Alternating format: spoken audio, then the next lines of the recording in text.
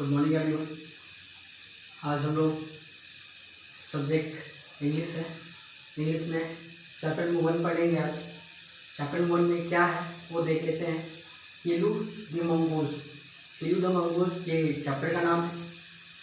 Chapter में कीलू जो है सो मंगूस दी मंगूस, मंगूस का मतलब नेवला होता है। ठीक है, तो हम इस कहानी को पढ़ेंगे, साथ ही साथ कुछ वर्ड मीनिंग है। अगर आपको वर्ड रिलेटेड कुछ प्रॉब्लम होगा तो आप देख सकते हैं, नीचे में मैंने ऑलरेडी लिख रखा है। सो स्टूडेंट्स आते हैं, कहानी पढ़ते हैं। इस कहानी में क्या है। Keelu the mongoose lived in back garden of Meghna's house. Keelu जो है तो ये मंगूस का नाम है, नेवला का नाम है, जो कि कहाँ रहता था, back garden of Meghna's house. मेघना नाम है किसी आदमी का, उसके घर के पीछे में रह रहा था। He lived with his mother and 3 little brothers।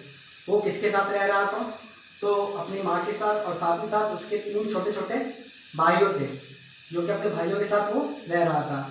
They had long bodies with short legs। हम लोग नेवला को देखे होंगे, उसका जो बॉडी होता है वो काफ़ी बड़ा होता है, लेकिन जो पैर होता है वो काफ़ी छोटा होता है। तो यहाँ दे रखा है They had long bodies with short legs। They had bushy tails and tiny ears। अगर जहाँ तक हम देखेंगे तो जो उसका पूंछ होता है वो काफ़ी घनादार होता है, झाड़ीदार होता है। जैसा कि हमने यहाँ पे वर्ड मीनिंग में दे रखा है बुशी। बुशी का मतलब झाड़ी होता है। तो उसका जो पूंछ है, किसका पूंछ, तो मंगूस का मतलब नेवले का पूंछ, वो काफ़ी झाड़ीदार होता है। और साथ ही साथ उसका जो ईयर है वो छोटा होता है, बिल्कुल छोटा, कान जिसको बोलते हैं।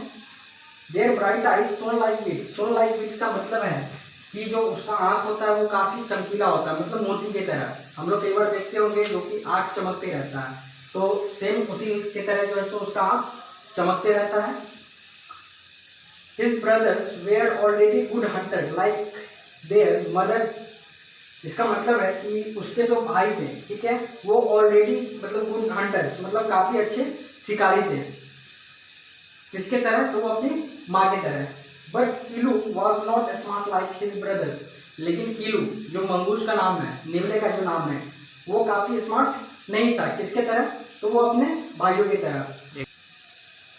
He did not like chasing mice and garden rat like they did। इसका मतलब ये है कि वो मतलब पीछा नहीं कर पाता था। ठीक है, मतलब जो चेस करना, चेस जैसा कि हमने यहाँ पे लिख रखा है पीछा करना, तो वो पीछा नहीं कर पा रहे थे। माइस का मतलब होता है चूहा, जो कि गार्डन में, गार्डन मीन्स जो सा बगीचा, उसमें कई बार हम देखते होंगे कि मतलब हर तरह के जानवर रहते हैं, खेलते कूदते रहते हैं, तो वो उसका पीछा नहीं कर पा रहे थे। He did not even like to go for frogs and lizard। मतलब क्या कि वो मतलब वहाँ तक भी जा नहीं पाता था सही तरीके से, जो कि frogs and lizard। And he disliked snake most of all।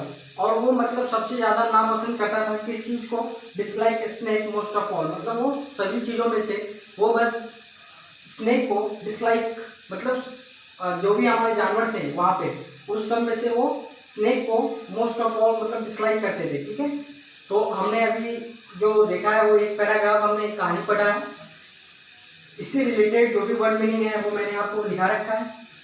इससे आगे जो कहानी है वो हम आपसे फिर नेक्स्ट क्लास में पढ़ेंगे। आज के लिए इतना ही, फिर मिलेंगे आपसे नेक्स्ट क्लास में, फिर आगे कहानी के साथ। Okay, thank you.